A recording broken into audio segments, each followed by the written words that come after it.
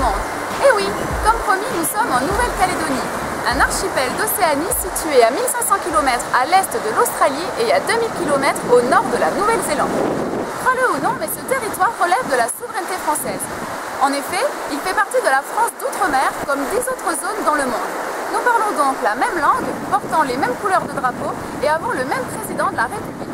Il existe cependant des différences surprenantes au niveau de la vie quotidienne. Comme tu le sais très certainement, la planète est divisée en deux hémisphères, l'hémisphère nord et l'hémisphère sud. Lorsqu'il fait jour d'un côté, il fait nuit de l'autre. Très concrètement, pendant que nous sommes en train de faire ce reportage, tu es très certainement en train de faire de très beaux rêves. Autre différence, les saisons. Ici, elles sont inversées. Cela signifie que les mois les plus chauds de l'année vont de décembre à mars. Ici, les fêtes de Noël se passent sur la plage et la rentrée scolaire a lieu au mois de février. Mais si nous sommes ici, ne l'oublions pas, c'est pour te faire découvrir les merveilleux lagons de Nouvelle-Calédonie.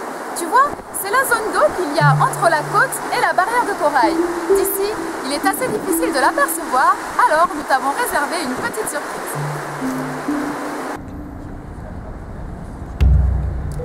Nous allons embarquer pour 45 minutes de bateau et t'emmener en plein cœur des lagons de Nouvelle-Calédonie, au plus près de la barrière de corail.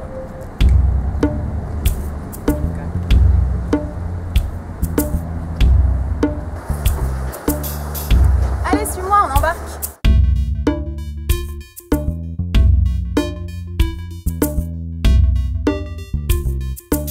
Les lagons s'inscrivent au patrimoine de l'UNESCO depuis juillet 2008. Ils ont une superficie totale de 24 000 km², mais l'UNESCO n'en a classé que 6 zones, regroupant 16 000 km².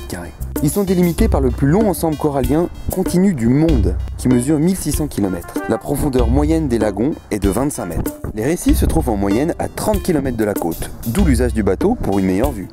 Mais sache qu'ils sont parfois éloignés de plus de 200 km. Ces sites sont d'une beauté extraordinaire. Ils regroupent une diversité d'espèces de coraux et de poissons exceptionnels. On parle ici de 350 espèces de coraux et de 1600 espèces de poissons.